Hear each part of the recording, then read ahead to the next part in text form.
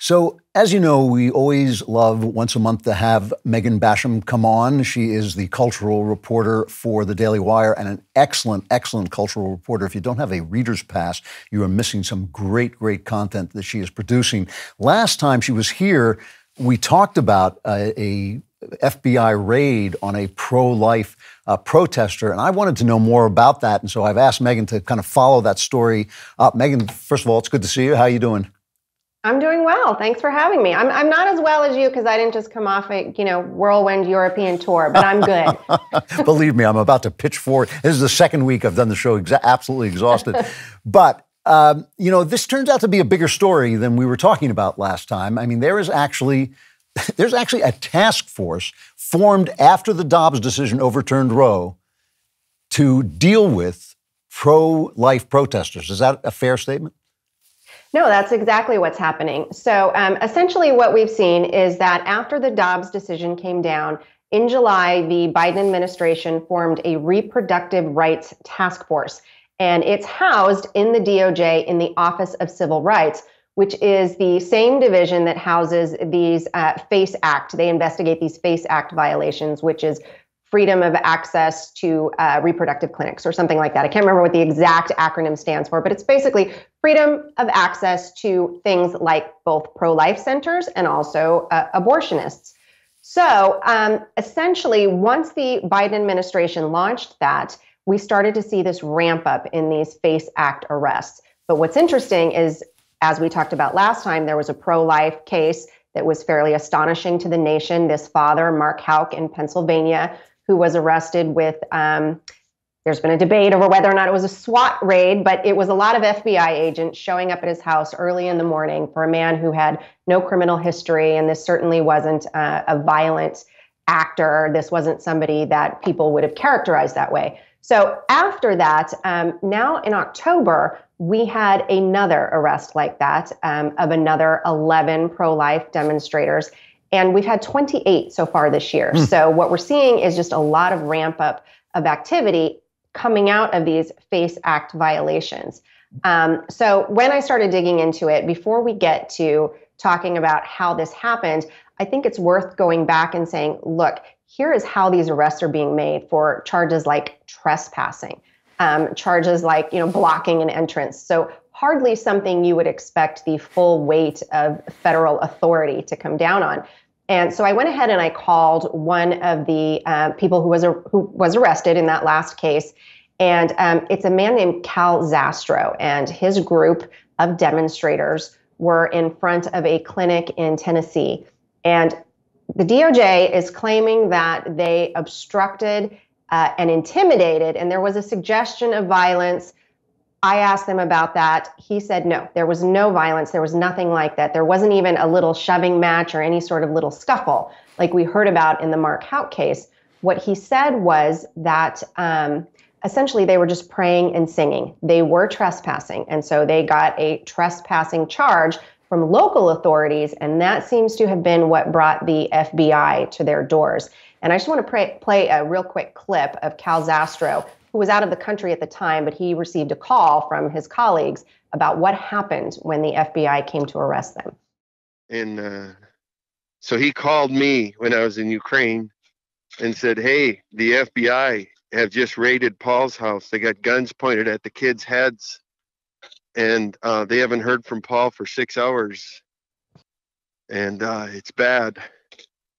So I said, well, get over there and comfort him and love him and help him out till he hopefully gets home or they find out where they've taken him to. It was a real cowboy raid. So fairly dramatic stuff there. Yeah. Have you called the FBI and the DOJ to ask them about this?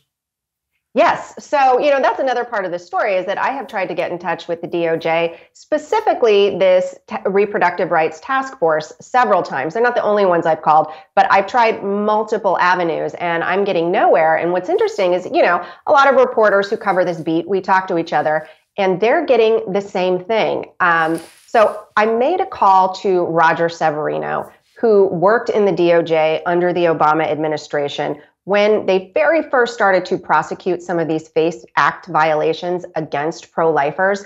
And he also headed up the Civil Rights Division in the Trump administration. And what he told me is that this is something that he's hearing all reporters are experiencing. I've got a clip of that as well. They've been asked multiple times by media outlets. I just spoke with a reporter yesterday who told me, yes, we said the request. And they said they're investigating FACE Act cases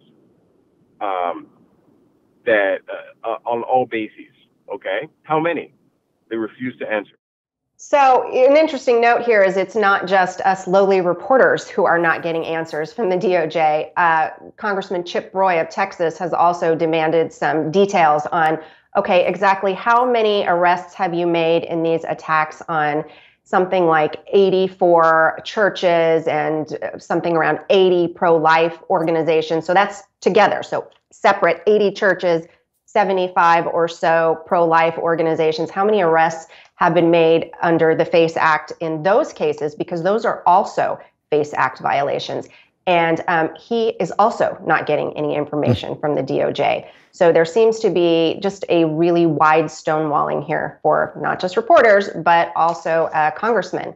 And, I made a lot of calls about that. Like I said, I didn't get any answers.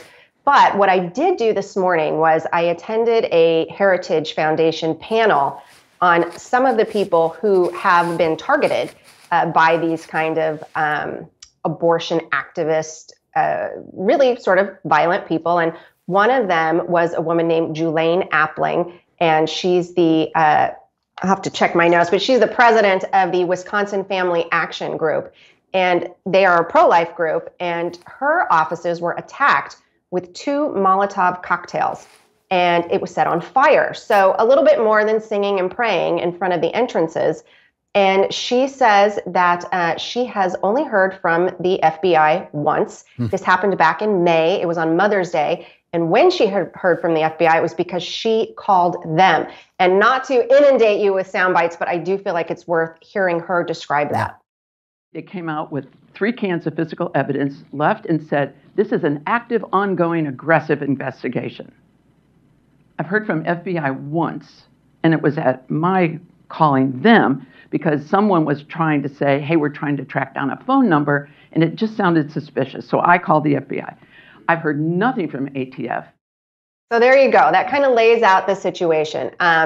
So really what we're seeing here is very unequal justice, or at least it appears like very unequal justice, because the DOJ won't give anyone any information about what's happening. So this has been going on. The FACE Act isn't new. The task force is new. The task force was formed after Dobbs, but the FACE Act has been around at least since Obama, right? This happened a while ago. Yeah, so the FACE Act was, it actually was established in the 90s during the Clinton era, but it was established with, you would have to say, sort of a bipartisan council. They said there were both pro-life advisors, there were pro-choice advisors, and they helped to develop this.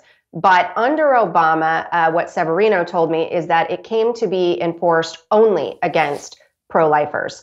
So at that point, when they were bringing cases, some federal judges stepped in and basically said, okay, you guys can't do this, and told them to knock it off, to sort of put it colloquially. Yeah. And yeah, they said, it looks like you're doing the bidding of the abortion group, so you need to not do that. And at that point, I think it kind of just dropped off the radar until after Dobbs. But, I heard some of the people I talked to this week say, if there is a lever of power that DC is going to use, they will eventually remember to use it. And that's what we're seeing here with this FACE Act. Can we expect those judges to slap them down again? Well, Severino said in this case, he thinks that most of them are going to go back to probably Biden appointees. So he is not expecting that right now. And he thinks that's why it has gotten so sort of almost belligerent in how it's being enforced. Like I said, a lot of people are asking questions.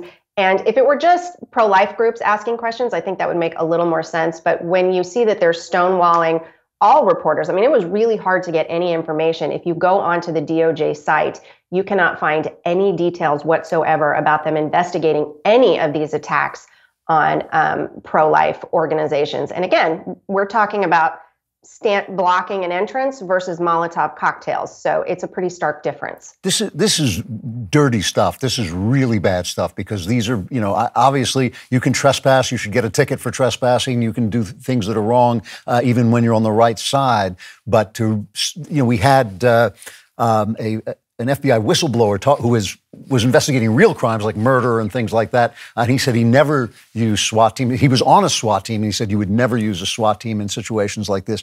So who's running this thing? Who is running the task force? Who's running this operation?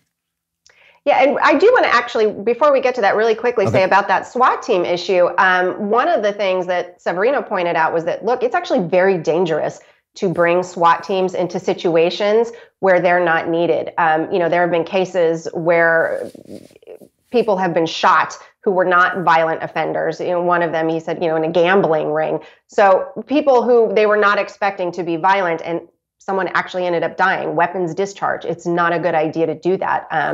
And so anyway, that was a really important point that I thought, man, when you're dealing with people who have no criminal history and you have no reason to think they're going to be violent, you can create some really tragic situations when you show up with a lot of armed officers. And he acknowledged that. He's somebody who's worked in the DOJ. I haven't, but I thought that was a pretty cogent point. Yeah. And getting to who is running this, we talked a little bit about that as well. And so he actually worked with this woman, Vanita Gupta, who is running it, and described her as a leftist. So they worked together at the DOJ in the Obama era. And I'll let him describe her. Okay.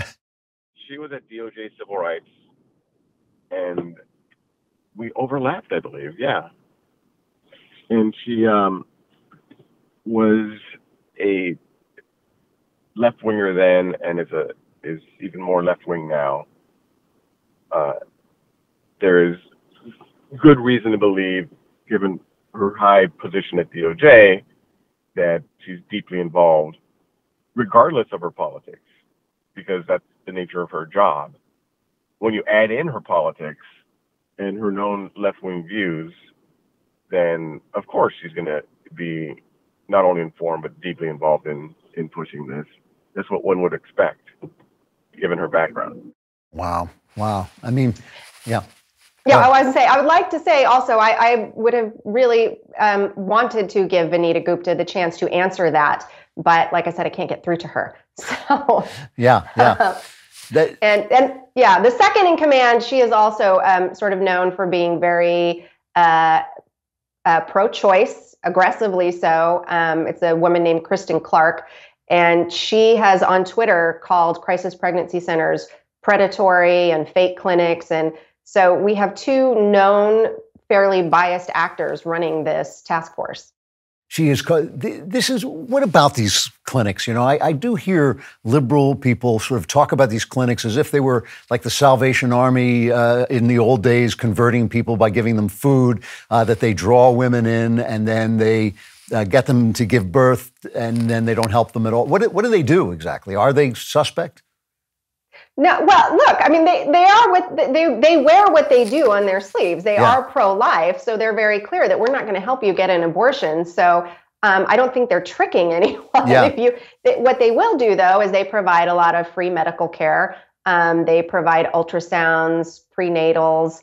They'll do STD testing. And then what they also will do is help women connect with health services ongoing, not abortions, but other health services if they can't afford it, to allow them to get medical care. They connect them with adoption services if they want that. I talked to a gentleman today who works with an adoption service, and he says that crisis pregnancy centers are vital to their work, that they help them connect people who want to be moms and dads with people who don't feel that they can be moms and dads. Yeah. And they also give away a lot of free stuff. Very dastardly. They give away diapers, wipes, clothes, cribs. So a lot of stuff like that.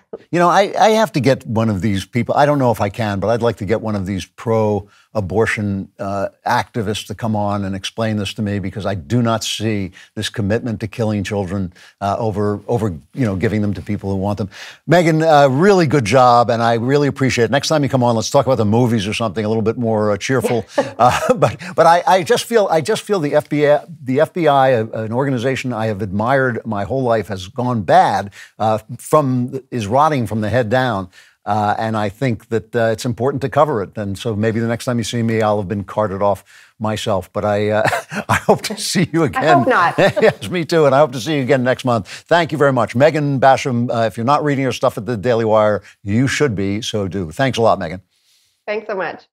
For more great content like this, like and subscribe, and please subscribe to the Andrew Klavan Podcast.